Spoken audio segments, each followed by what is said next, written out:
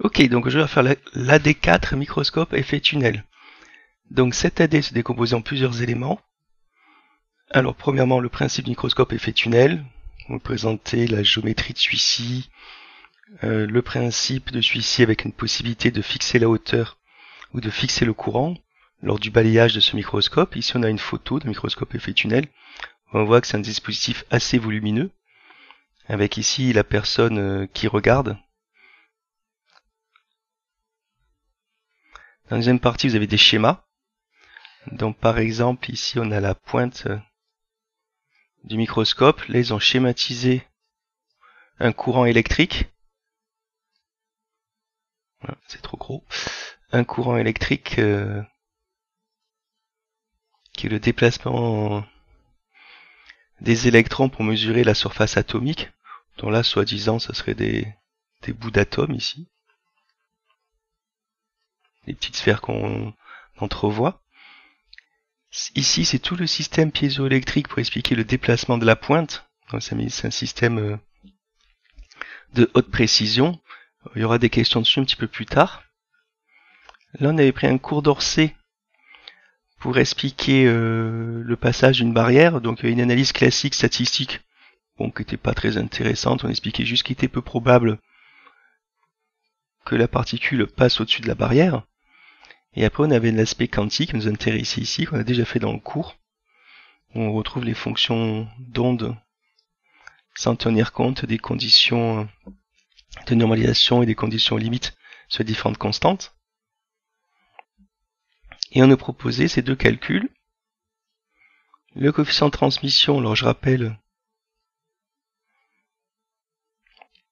que c'est entre la zone 3 et la zone 1. Zone 1, zone 3. Alors par contre, par rapport aux données, bon, là je fais par rapport au cours, nous on avait posé A3 carré sur A1 carré. Ça serait même AI carré. C'est-à-dire l'onde incidente ici est décrite par AI et l'onde de sortie ici est décrite par A3. Hop.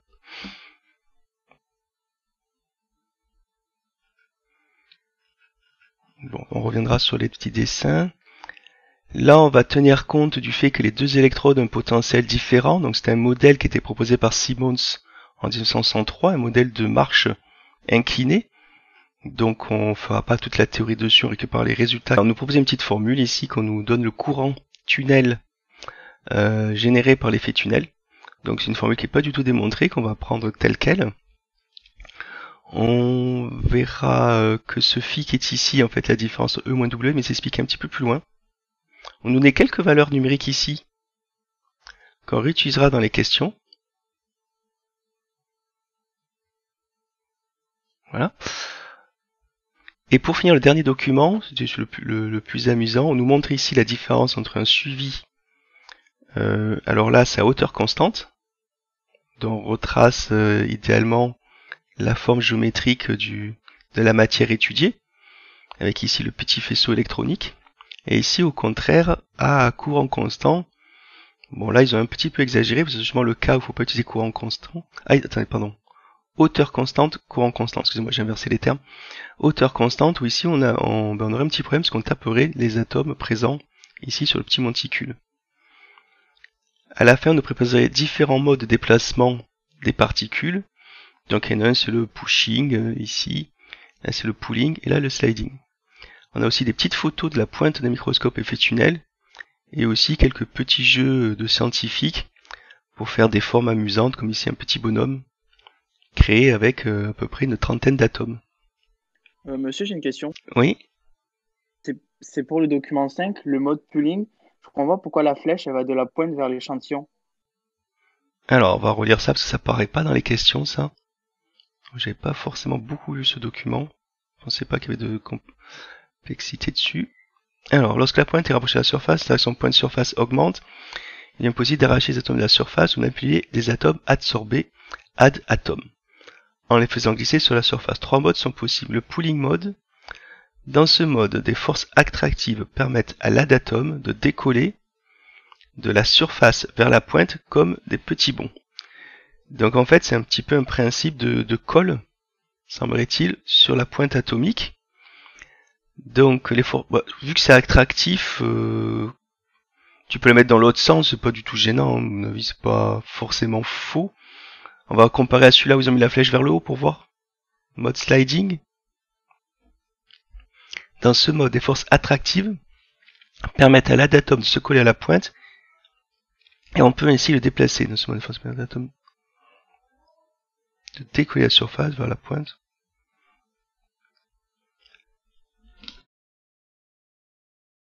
Pardon. On va voir les petits dessins. Ouais, la différence, moi je la comprends comme ça. En fait, c'est surtout ça qui me permet de comprendre le petit dessin qui est ici. Ici, en fait, vous avez votre pointe et l'atome. Et en fait, l'atome va un peu faire cette trajectoire-là. Donc il y a le courant. Alors quand ça se rapproche, le courant il augmente, hein, c'est ça, hein, quand ça se rapproche. Oui, c'est ça. Ok. Donc vous allez avoir le courant qui va fortement augmenter, puis rechuter, ici. À l'inverse, dans ce mode-là, semblerait-il, l'atome il monte, mais ensuite il se déplace comme ça. Donc là, la hauteur pointe à d'atome va rester pratiquement constante. Ça explique que le courant ici varie faiblement. Il est donc effectivement de valeur importante, parce que l'adatome est très proche de la pointe. À l'inverse, ici, l'adatome, il va monter et redescendre, c'est ce qui s'explique par petits bonds. Bon, les deux systèmes sont quand même assez proches, le pooling et le sliding. Ici, l'atome a fait une trajectoire, si la pointe se déplace comme ça, l'adatome va faire un petit peu ça. Ici, à l'inverse, la pointe, elle est comme ça. L'adatome, il va monter une première fois. Et ensuite, suivre la pointe de façon presque précise. Bon, j'ai fait un peu décalé, parce qu'on voit quand même qu'il y a une faible variation de courant, ici. Hein, mais il reste pratiquement collé à la pointe. Donc ça, c'est la technologie qui est le plus employée, en fait, que j'ai le plus entendu parler. Où on fait glisser les atomes pour les déplacer sur une surface, entre guillemets, plane. Alors là, le dessin là, par exemple, j'ai aucune idée de comment ils le font. À mon avis, c'est un peu truqué, hein. C'est-à-dire, il y a eu du Photoshop derrière pour avoir ce fond noir là. Hein, derrière le petit bonhomme. Ils ont dû isoler celui-ci de notre système. Hein. À mon avis, il y a du découpage photo dans ces zones-là. C'est bon pour la question? Donc la flèche, pour moi, elle n'a pas une grande importance. Hein. Ou alors ils ont voulu faire là, ils ont voulu montrer que ça redescendait et faire une flèche différente du troisième cas. Alors les questions maintenant. Okay. Je vais un petit peu zoomer, peut-être vous pourrez lire. Voilà. Expliquez pourquoi le microscope à effet tunnel fait partie des microscopes à sonde locale. Connaissez-vous d'autres exemples de microscopes à sonde locale? Bon, alors le mot, vu que c'est le seul microscope quasiment qu'on fait en PC, la question n'était pas évidente, je trouve. Hein. Alors, microscope à sonde, ça c'est pas trop dur à comprendre, parce qu'effectivement il y a une pointe qui permet d'explorer, on va dire l'infiniment petit, l'extrêmement petit. Et effectivement, local, parce qu'on est au niveau de l'infiniment petit. Alors, connaissez-vous d'autres exemples de microscopes à sonde locale sans avoir cherché sur Internet, est-ce que vous en connaissiez, vous, à l'avance? Moi, j'ai dit microscope électronique, mais du coup, je pense que c'en est pas un, vu le microscope que vous nous avez présenté sur Internet. Ce que vous appelez le MEB, c'est ça? Je vais regarder, je vais vous répondre ça rapidement. Le microscope électronique, vous savez, ouais, je vois le microscope électronique à balayage, c'est ça, hein? Oui, je vais voir.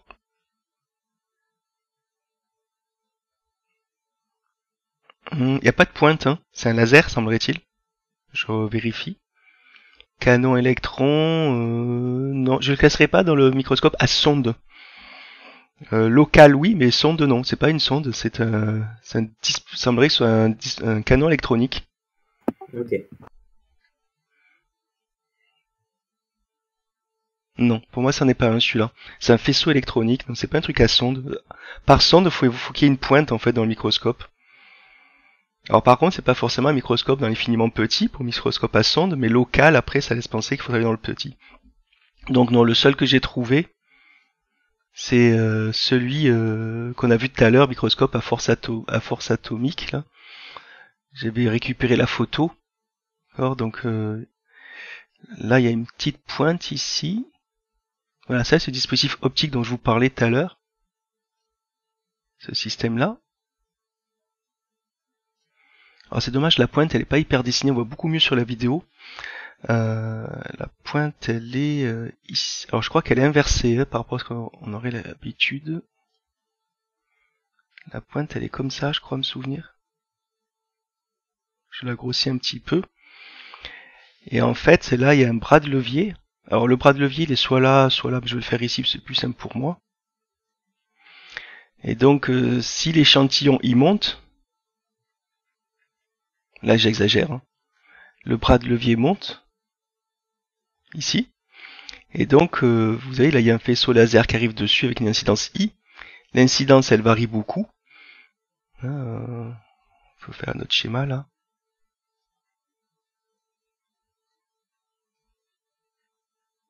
Si vous êtes à l'horizontale, ça fait ça à peu près. Par contre, si vous commencez à être incliné,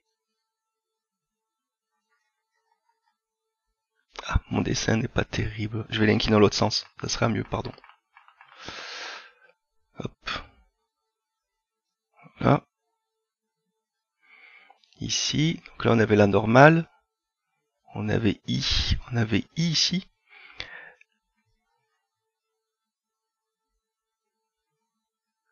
Imaginons qu'on avait I ici.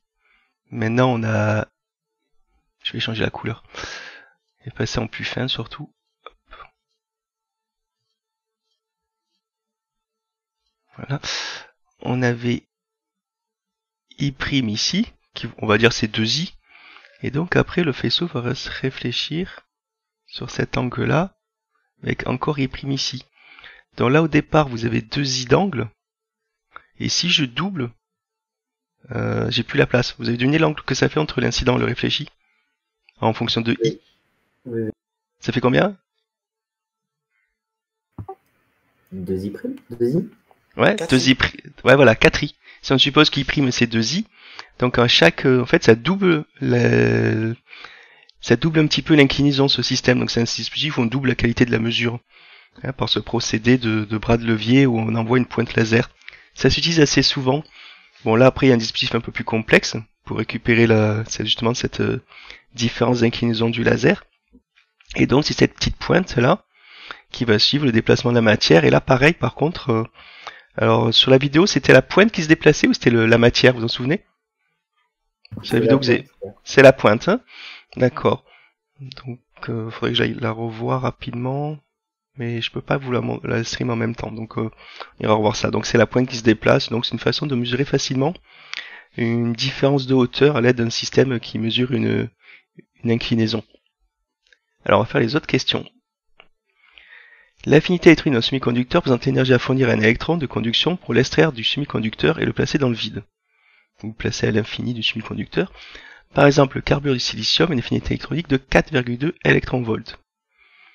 Peut-on utiliser un microscope effet tunnel sur un tel substrat?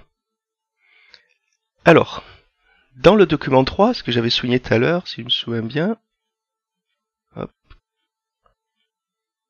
on nous parlait d'une différence de potentiel de 5 électronvolts. Donc on va prendre ça comme l'affinité électronique, c'est la seule valeur que l'on a énergétique.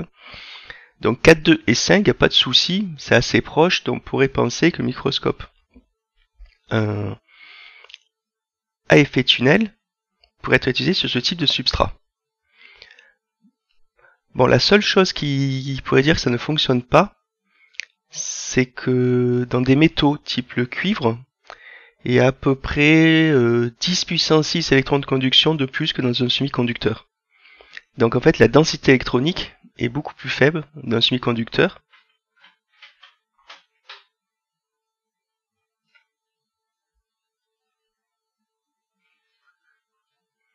Et si la densité électronique est plus faible, ça risque d'entraîner un courant effet tunnel plus faible aussi. Donc il faut quand même que ce courant reste mesurable, surtout tout à l'heure on va parler de 10-11 ampères. Si vous rajoutez un 10-6, ça commence à faire 10-17 ampères. effectivement ça peut poser problème.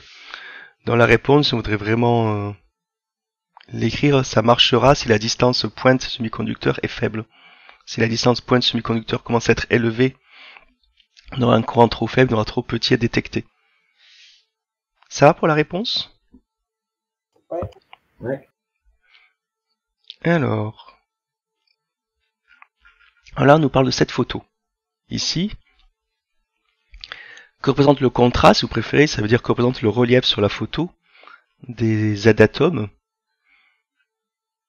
Donc en fait, c'est l'intensité, c'est quelque chose qui représente l'intensité du courant tunnel. Donc on peut imaginer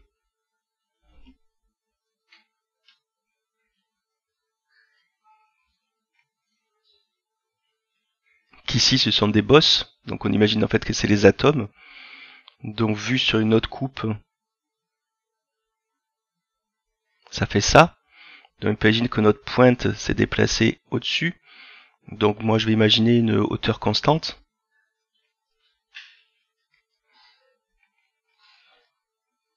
Donc on peut imaginer qu'ici le courant est plus important. Donc vous le voyez le curseur aujourd'hui ou pas? Non. Voilà, alors attendez, je vais faire un petit rond là. On peut imaginer qu'ici, sur les petites boules ou les petites sphères apparentes, on peut imaginer que le courant est plus important. Voilà, et que là, dans la zone ici, que le courant est plus faible.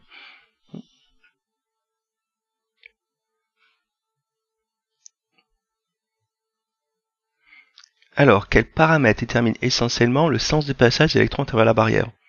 Bon, ça, c'est la différence de potentiel entre les deux électrodes.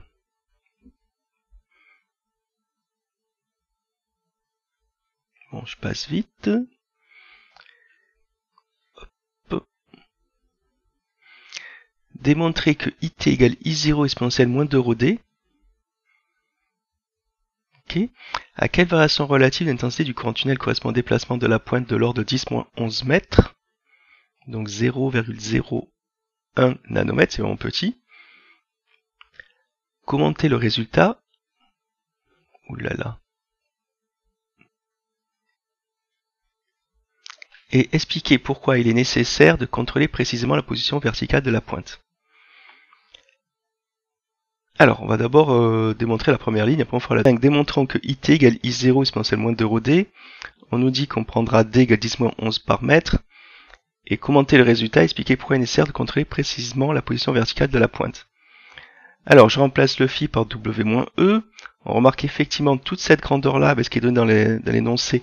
Alors, je sais plus où c'est donné, mais on parle de 1 sur ρ. C'était dans le document... C'est dans la page 3. Par ici, donc. Voilà. H bar sur racine de m W-E. Donc, comme ça, on a dit que c'était phi. Ce truc-là.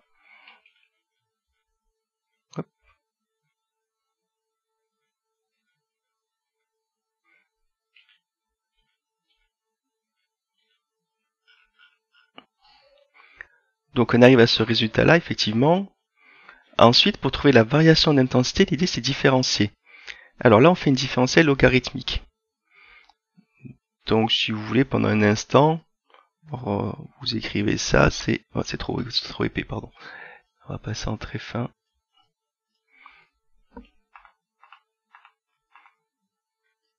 ln de IT égale ln de AUT.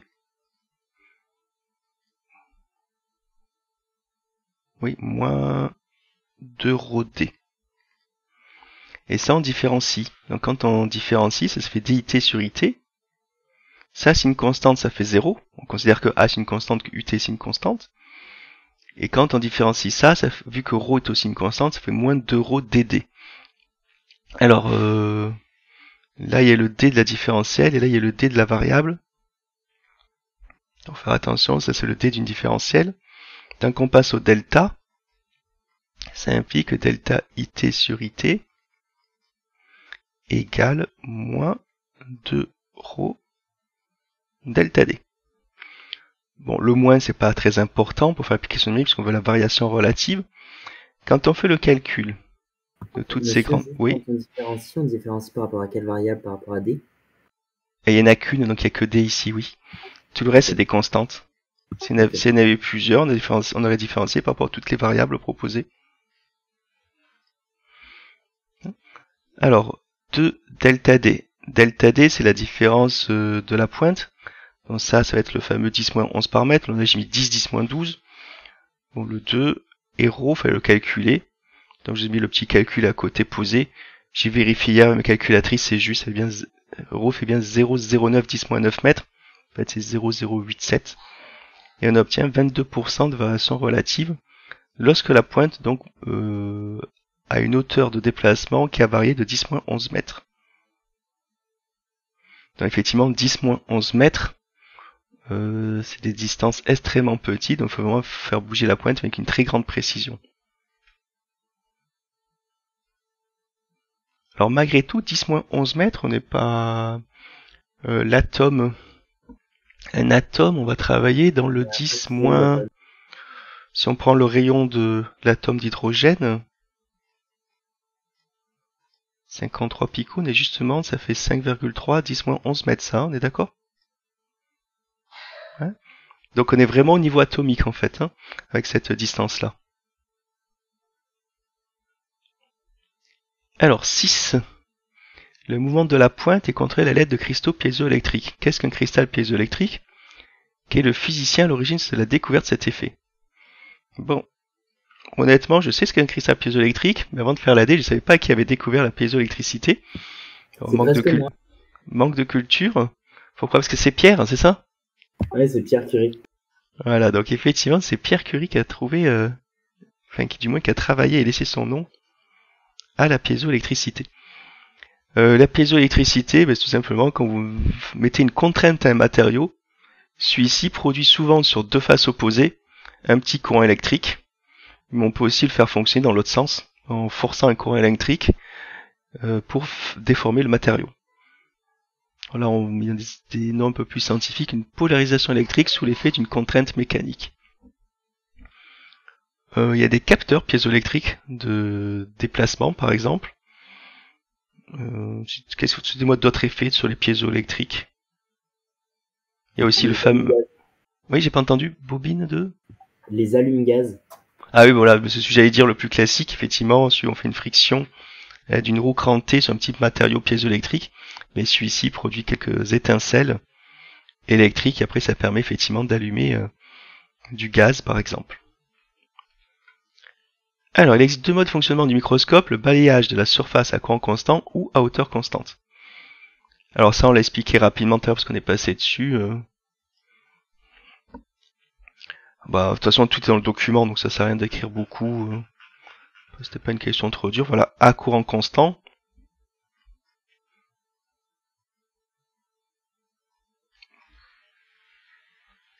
Donc cette, entre guillemets, cette hauteur-là reste constante à chaque fois qu'on déplace la pointe. Et l'autre cas, c'est à hauteur constante, c'est-à-dire c'est un tracé horizontal en fait. La pointe va se déplacer ainsi. Le souci, comme on peut le voir sur le dessin, en plus on était dans la situation du souci, c'est qu'on peut imaginer qu'on est dans une cuvette du matériau, et donc à un moment on va tomber sur une vallée du matériau, et donc il va y avoir contact, ici par exemple, avec les adatomes. Donc ça peut être un souci si on veut juste dessiner la forme du matériau étudié. Par contre, ça peut être intéressant si on veut faire du sliding comme méthode de déplacement d'adatomes.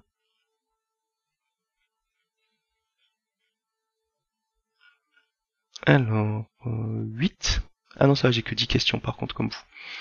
La résolution latérale microscope tunnel est de l'ordre de la taille d'un atome. Est-il possible de distinguer des atomes individualisés grâce à un microscope optique? Pourquoi? Bon, alors la réponse, on sait tous que c'est non. Après, le pourquoi, c'est la diffraction qui va nous limiter. On sait que dès qu'on va avoir une longueur d'onde de visualisation proche des tailles, par exemple quand on prend une fente de largeur A, qu'on envoie un faisceau laser de longueur d'onde lambda, on sait tout de suite qu'il y a déformation de la structure par une tâche diffraction dès que lambda est proche de A. Et le souci, c'est que lambda, dans le visible, c'est 600 nanomètres à peu près. Si on relativise 600 nanomètres avec les mesures qu'on avait tout à l'heure, si on exprime ça en 10-11 mètres, ça fait en nano, c'est 10-9, donc ça fait 60 000 10-11 mètres. Donc non, on ne pourra pas mesurer quelque chose de l'ordre de 10-11 mètres, on va être limité à des mesures plutôt de 60 000 10-11 mètres à cause des phénomènes de diffraction qu'on a en optique. Donc non, on ne peut pas voir des atomes, surtout individualisés, à l'aide d'un microscope optique. Donc quelques dixièmes de micromètres, bon là j'ai pris l'optique. C'est bon pour cette question? Vous voulez que je précise plus? Vous m'entendez toujours? Oui. Oui. Ça va, c'était bon pour la question là? Pas besoin d'en dire plus ou faut des petits dessins explicatifs encore? Non, ça va. Si vous voulez, vous avez les atomes qui sont là, et chaque atome, vu du dessus, va faire des figures de diffraction, donc ça va faire un très fort brouillage en fait. Hein. En plus, c'est des systèmes à 3 dimensions, donc on va rien voir. Hein. Voilà, je fais des dessins comme des fentes, c'est idiot, en plus c'est des cercles, parce que c'est des formes plutôt sphériques. Mais voilà, vous allez avoir des figures de diffraction qui vont se superposer, ça fera, au final ça fait un brouillage total, on verra rien du tout. Alors, quelle est la méthode pour déplacer l'échantillon dans le microscope fait tunnel? Bon, ça c'était pour compléter l'AD, ce sont des capteurs piézoélectriques. Peut-on dire que la microscopie fait tunnel permet de voir les atomes? Là, si vous répondez oui ou non, les deux sont valables, mais après c'est l'explication qui fera tout. En fait, exactement, on voit le psi au carré. Là, j'ai mis les fonctions d'onde.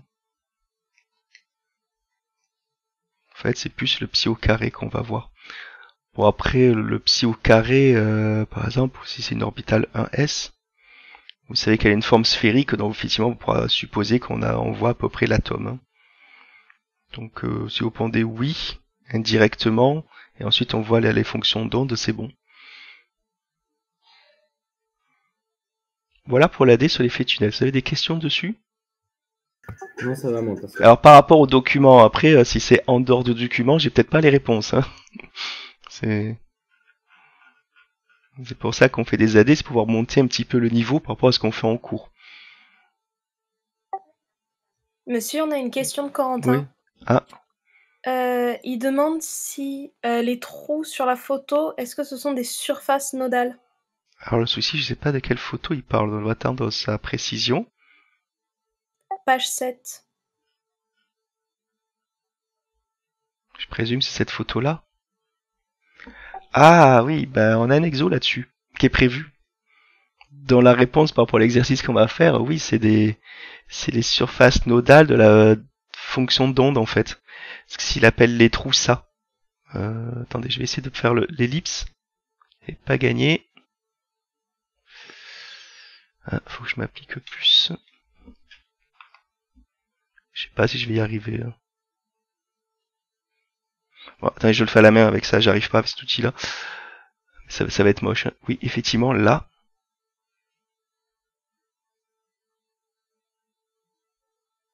Ah, on va essayer de prendre celle-là, là. Ça, effectivement, c'est des surfaces nodales, ces sortes de petites vagues que vous voyez. Vous avez des vagues en position qui semblent être contrastées. Donc c'est plutôt c'est plutôt l'inverse, les surfaces nodales, c'est plutôt le brillant.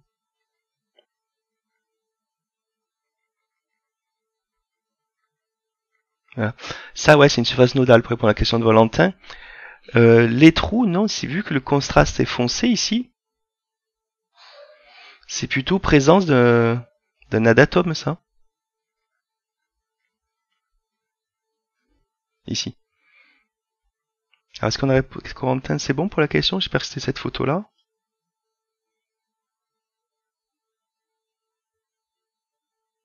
Ok. Est-ce qu'il y a d'autres questions?